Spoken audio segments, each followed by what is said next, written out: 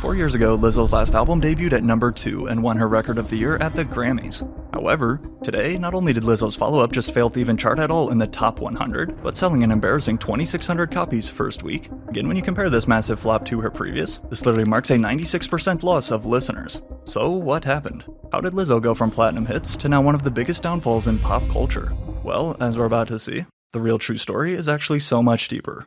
With over 1 billion streams on Spotify, yes, that's billion with a B, and officially certified diamond, the biggest song that she's ever released is titled Truth Hurts. However, here in 2026, Lizzo is the last person to accept where her career has fallen. Okay, I promoted my album and people on the internet clown me for it, so I don't know what to do. I promoted my album super hard and people were calling me a desperate flop, so I don't know, guys. Full disclaimer, last time I made a video like this, I got some hate on the internet because people were like, oh, she's just mad that she's flopping. I don't really care what somebody on the internet who's never done this before has to say about it because you don't know what you're talking about, and I do. The algorithm-based way that social media functions now is destroying the music industry. Because if your algorithm is super serving you things out of order of when they're happening, then the general public has no idea when music is actually coming out. Whether or not Lizzo cares about what I, as someone on the internet, has to say is irrelevant, because the facts are the facts. But combined with trying to make the excuse that social media's algorithm suddenly changed, which is why she flopped so hard, spoiler alert, that's not the real reason. Unfortunately though, Lizzo's excuses were just getting started. It's hard, and it's hard to even reach your fan base because of this algorithm-based internet, because everything is like, I don't even know, trying to like trick you or something. Like, you know, they're showing me shit I don't even want to see. Continuing to make excuses while never mentioning the bombshell lawsuit that we're about to break down in a sec. But before we reveal why Lizzo's popularity plummeted so fast, it's important to first understand the context of how we got here.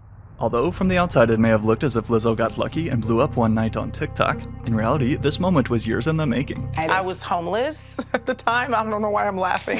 I had this like really beat up Subaru car. Like you had to climb in to like drive it, and I was like sleeping in that car. And I was like parking at like gas stations and sleeping there at night, and I was showering at the gym. I was sneaking in the gym to like shower. After living out of her car and grinding to crack into the music industry in any way possible, including joining local hip-hop groups she found on Craigslist, it was 2016 when Lizzo's first big breakthrough finally arrived. However, in retrospect, this was really Lizzo's first big mistake. The way that Atlantic treated me was like family, and I want my label to feel like a family, she said. 10 years ago, when Lizzo inked her contract with Atlantic, it was because they felt like family.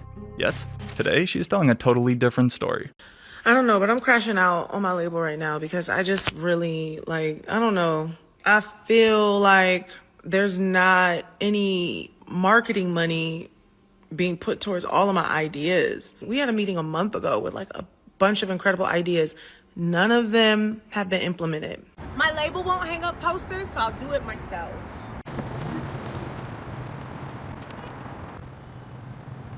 This is a whole new level of downfall, the top comment reads. But again, Lizzo's music hasn't always been this historic flop, because with the help of Atlantic now behind her in 2017, her after new single Truth Hurts. And no, that's not a typo. Truth Hurts seriously released in 2017. When I first released Truth Hurts in 2017, it was such an underwhelming response, and I was really depressed, and I was like, I want to give up. I was like, I give up on music. And then I was like, wait, there was a stream response, and it grew a life of its own. And then I remember the label being like, hey, something's happening with Truth Hurts. And I was like, yeah, whatever. I was like focused on my new shit. Then it was like, hey, it's number 7. I was like, what? And then it was number 1. And I was like, that's crazy. Thanks in large part to TikTok, an entire 2 years would pass by before Truth Hurts exploded. And exploded is putting it lightly. Shooting all the way up to the top spot on Billboard, honestly, you could not escape this song. Then from here, Lizzo's life was never the same. And the Grammy goes to Lizzo! Hold on 1 second. Thank you to the Academy. First of all, this is really f***ing sick. For me, it was like I just promised myself when I was younger that I wouldn't have sex until I won a Grammy. What? Oh my God, I love that. I know. Are you serious? I'm so dead ass. Over the next 3 years, Lizzo would go on to win a total of 4 Grammy Awards, while, losing something else in the process. Yet, in addition to dominating all over the charts, Lizzo was also finding significant success somewhere else, building her brand. You see, after struggling with confidence issues ever since she was a kid, in particular her weight, as she began to attract more attention with her music, it wasn't long before Lizzo became a global advocate for body positivity. Like, this isn't my brand, this is who I am. And I think that's why it speaks to so many people in a world where branding is like the first thing we see nowadays. Individuals and true individuals kind of stand out like a sore thumb. I feel like a sore thumb, but it's a beautiful sore thumb. I feel like people kind of put body positivity on me like I'm the PhD professor and I had it all figured out. But really, I was teaching myself. I was learning in front of millions of people. Going on to peak at such mainstream heights that even Disney hit her up to be in The Mandalorian, besides funny memes like this one. Plazio suffered greatly under imperial rule. My husband came here as part of his rehabilitation. He fell in love. I just want little girls to see me and see my dancers and be like, hey, I can do that too, Lizzo told Vogue, referring here to her professional group of backup dancers over size 14 known as the Big Girls. I want another artist to see the Big Girls on stage, doing the splits and entertaining the crowd at size 16 and 18, and I want them to say who cares about their size. They are great dancers. Yet, while all this surely sounds nice in theory, with Lizzo's brand image considered, the alleged news that then leaked from her next tour suddenly hit 100 times harder. However, would this same artist who constantly preached about body positivity really fire one of her own team members because they gained weight? Well, before she knew it, Lizzo was no longer feeling good as hell. I was literally living in my dream, and then the tour ended, and 3 ex-dancers just completely like blindsided me. In celebration of her 4th album and 2nd Billboard #1 hit, About Damn Time, Lizzo kicked off her special world tour. But following a successful 79 shows on her first ever arena run, like most of us would too, Lizzo was ready for some chill time back at home to recover. However, literally only 2 days after walking off stage in Japan, Lizzo was hit with this career-shaking news.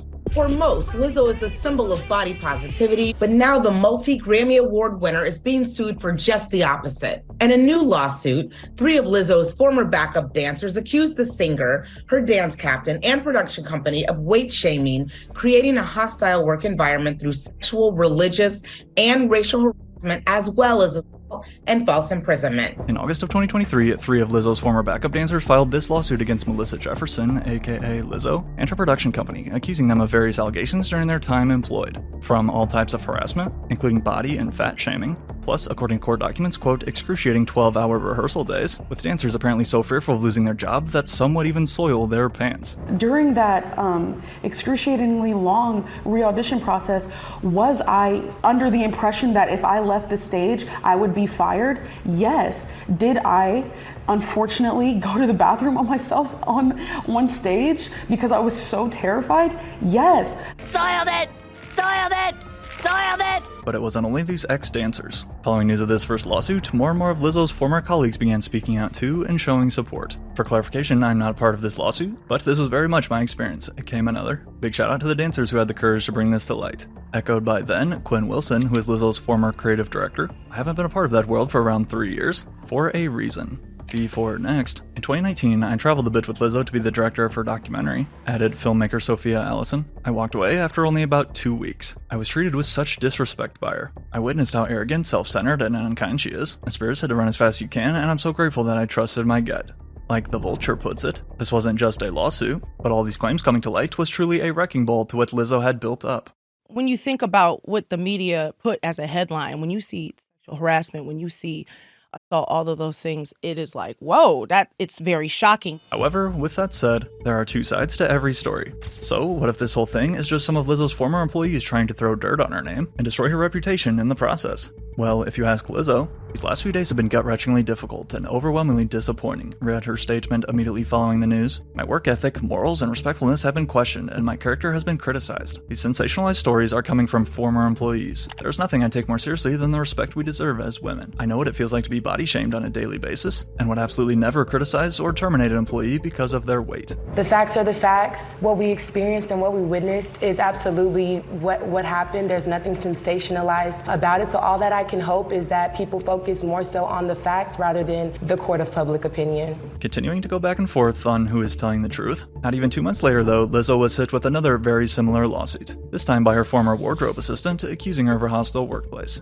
I was already a fan of her message about love, about women's empowerment, about Black women's empowerment, and so I was really excited to get to design for this world stage, and I was so shocked that Lizzo's workplace wasn't in line with who we know as the star Lizzo. Ironic enough, this case was actually filed only hours before Lizzo would go on stage here and accept the Quincy Jones Humanitarian Award. I just want to say one more thing. I'm going to continue to put on and represent and create safe spaces for Black, fat women, because that's what the I do. For being honest, long before any allegations had even surfaced, a lot of the internet was constantly looking to find any reason to hate on Lizzo. Not to mention with cancel culture running especially rampant only a few years ago. Thus, this was the perfect storm. However, it wasn't just Lizzo's PR that took a major hit, but what many don't realize is that getting dragged through all these headlines and endless backlash was absolutely affecting her behind the scenes. The world started to tell me who I was, and I started to believe it. Yeah. And then the world changed that narrative, and I was believing that too. And that destroyed my self-confidence. And I was severely depressed. It was so earth-shattering. I felt like everyone on planet Earth hated me. And I remember I flew in to LAX, and I felt like everybody was looking at me and everyone hated me. And I got in the car and I like couldn't breathe in the car. I was like struggling to breathe and I was like, what's happening to me?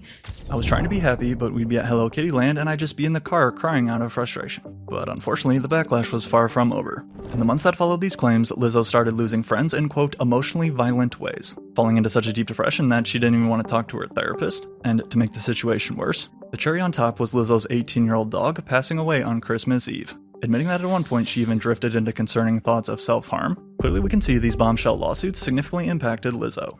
But the big question still stands. Were any of these allegations actually true? In this situation, y'all know that I would take accountability, but I didn't do anything wrong, so I'm fighting. Yeah. I've been fighting behind the scenes too. My lawyer's been doing the talking. That's right. Considering how the legal system works, only time will tell us how these court cases play out, but at least as of this video, for the case against her former stylist, although Lizzo as an individual has been dropped, her production team still remains a defendant in the ongoing suit. And against her ex-dancers, despite her lawyers arguing that these former employees are using this as a way to silence Lizzo and her music career's momentum, as it stands today, Judge Mark H. Epstein has since denied Lizzo's request to toss out the case, and ruled it shall continue as planned. Yet, while not the entire case, he did agree to drop a couple of the charges against the star singer, one of those being the particularly loaded claim that Lizzo had fat-shamed her own employee.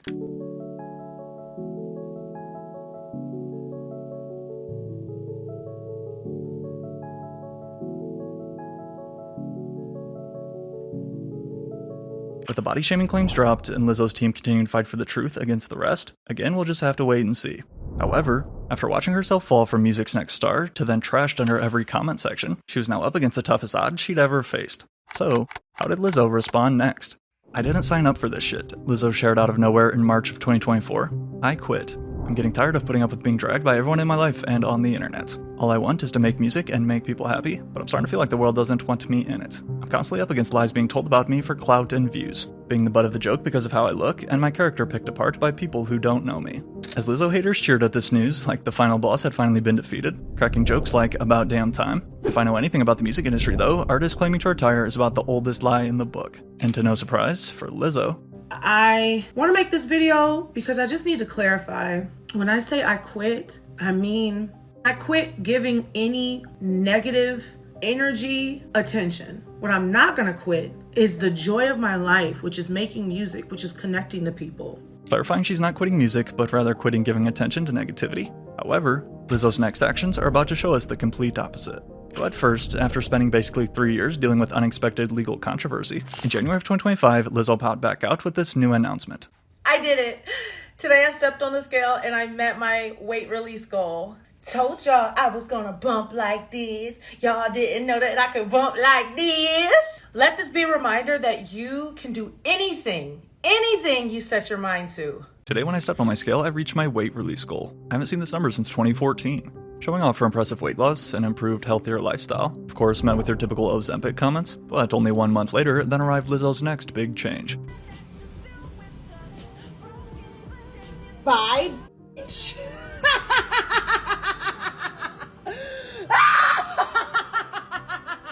Ushering in her new era, spray painting over her last album while hitting a Disney villain evil laugh. Sadly, Lizzo had no idea what this next era had in store, as her first release following the lawsuit in February of 2025 was Love in Real Life, a new rock-inspired single and music video, paired with an announcement of her new album under the same name. Well, at least that was the initial title, until they saw the horrific response to the single. I dropped it in maybe February, like early, and it was just like... And I was like, whoa! I was like, that's different. The majority of fans indeed wanted nothing to do with this track. But yet, rather than returning to her old proven pop rap formula, last summer in 2025, Lizzo began rolling out a new mixtape titled My Face Hurts From Smiling, with a cover art flipping off the camera, a trend I guess Lizzo seems to love. But in quite another stark contrast to her past music, this new mixtape instead heard Lizzo rapping over grimy trap beats by producers like Zaytoven and Tay Keith. And rest in peace, by the way, to Tay Keith. I did this shit in 3 days. Lizzo raps on the outro, which I feel like I'm not alone when saying this, but in my opinion, her lack of effort is very obvious. While I mentioned earlier that Lizzo used to be in hip-hop groups coming up as a teenager, her decision to go with this type of mixtape as her first project back was definitely interesting. Despite the mixed feedback, I can't let no comment section ever f with my vibe. But is that really true? Considering that Lizzo would go on to say this in an interview. If the comment section accidentally opens up on my TikTok or something, I can feel my spine like secrete like adrenaline and fear. And I'll be like, oh, close it. I'll do this and then write my comment and then send it and then just keep like and cover up the words. Like I'm so OD about it because one bad comment can throw off your brain chemistry for the day. This is just one of the countless examples you're about to hear where Lizzo has contradicted herself. However, when the time then rolled around for her next album in 2026, clearly Lizzo's vibe was 100% f***ed. On June 5th, 2026, Lizzo officially released her 5th album, but what was supposed to be a big triumphant return instead turned into the most brutal reality check ever. And as we begin to dig into the reason of what went so wrong, the issues actually stem back before it was even released. Hi, I'm a multiple Grammy Award-winning artist with multiple number ones and multiple platinum plaques, soon to be diamond plaque. Now that we are in the digital streaming age, there is no control over the algorithm, and it is stressing people the out, myself included. I'm going to be completely honest with you guys. It's not because the music isn't incredible. It's because the way that the algorithm is set up, no one can serve the masses anymore. This industry used to be based on serving the masses, basically like servicing your song out to certain channels and certain radio stations. The internet space wasn't so congested. There was a clear channel back in the day. To be honest, anytime that an artist comes out and tries to argue that the game has changed, you know there's always more to it. Take rapper Cordae as another example, who essentially tweeted something similar about how the game has changed and album sales no longer matter, conveniently just days before his album went on to flop, with career low numbers. However, back to the case of Lizzo here, still her excuses were far from finished. The algorithm-based way that social media functions now is destroying the music industry. Now, when I say the music industry, I don't mean music culture. I don't mean the good music that's out. I'm talking about the actual industry that allows artists to sell their music for profit. Because if your algorithm is super serving you things out of order of when they're happening, then the general public has no idea when music is actually coming out. While sure, all of these social media platforms are continuously working to improve their apps, the fact of the matter is the game changed a long time ago. Like, this didn't just happen in 2026 like Lizzo claims. But before she would take to Twitter to only make things worse, Lizzo's next source to blame was over to her record label, Atlantic Records. We had a meeting a month ago with like a bunch of incredible ideas. None of them have been implemented. I text them weekly things that I want to see done in the digital space and ideas and things I want to make. I don't see them get done. I don't see them. And it's just, I'm starting to really feel down about it because it's like I feel helpless. It's like, what can I do? What more can I do? I've been on TV. I've been posting every day. I be posting to the songs. I shot 2 music videos, put them out. I'm like, damn, like what the else do I need to do? Like right now I'm literally coming up with ideas. Since Lizzo's last album, Special, 4 years ago, there has been a change at Atlantic, with Elliot Grange now the head of her label. However, while it is possible they simply aren't as invested anymore, as we're about to see, it makes sense why. Yet, in one last-ditch attempt to get back in the public spotlight, 1 week before her album's release, Lizzo linked up with Chili's.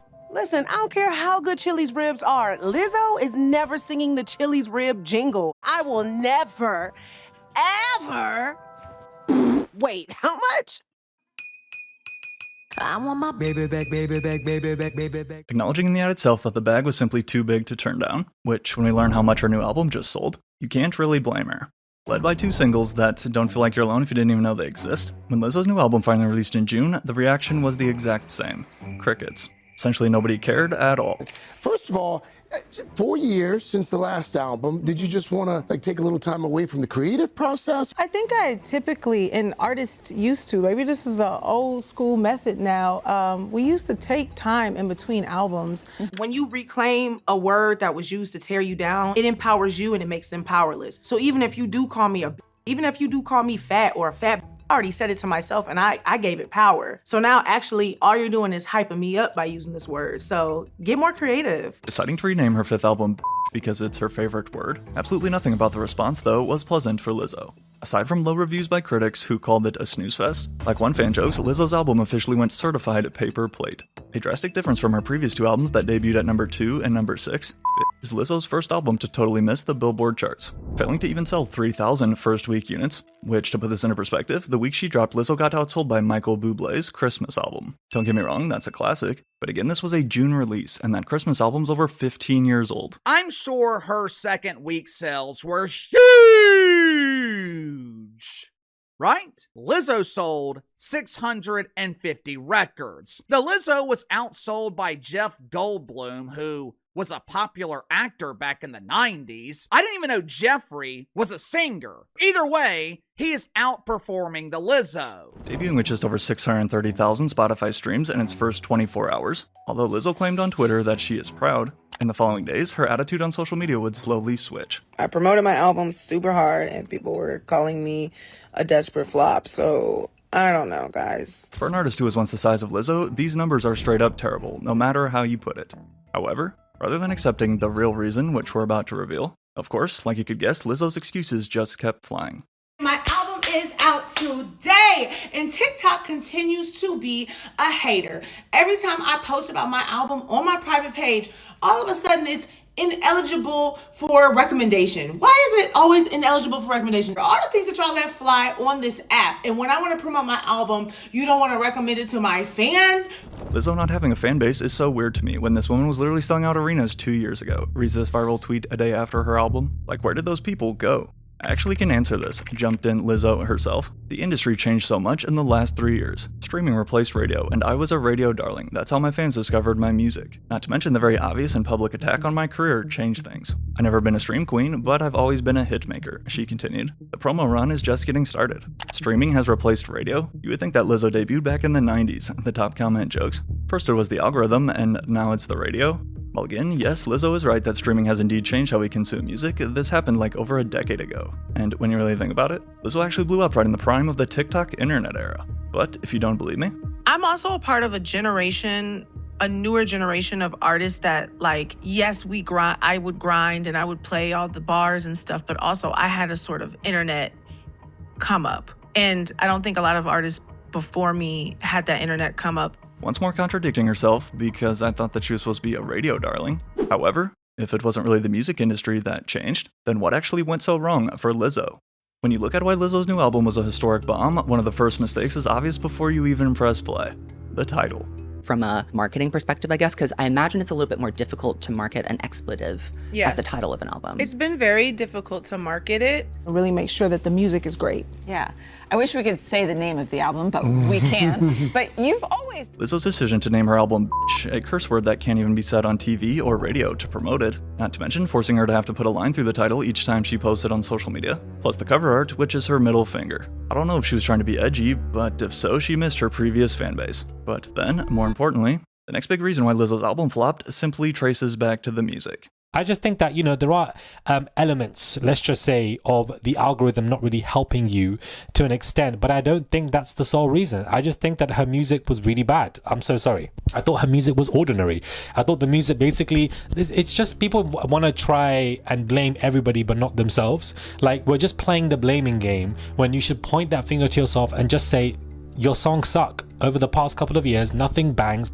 At some point, Lizzo is going to have to take accountability for the fact she hasn't charted in over 3 years and stop blaming all these outside factors. Yet, while she recently told the LA Times, I think that most of the criticisms and dislike for me are just fatphobic and racist and sexist. In reality though, the truth is much more simple. Her new music has just been incredibly mid. At this point, Lizzo still has enough algorithmic juice to where she could at least build up some buzz were the reception for the songs and music she's been dropping actually positive. And see, that's the thing. I think that's ultimately the problem with this new Lizzo album. Like, I don't think the music itself is particularly good. If you ask others, they'll say that they knew Lizzo was a gimmick this whole time, and therefore she was never able to build a core fan base. When you then combine all of this together with her multiple lawsuits, it's pretty easy to see why Lizzo's popularity is in the dump. But when asked on the Today Show for a new update about her case, what do you say to your fans about the allegations?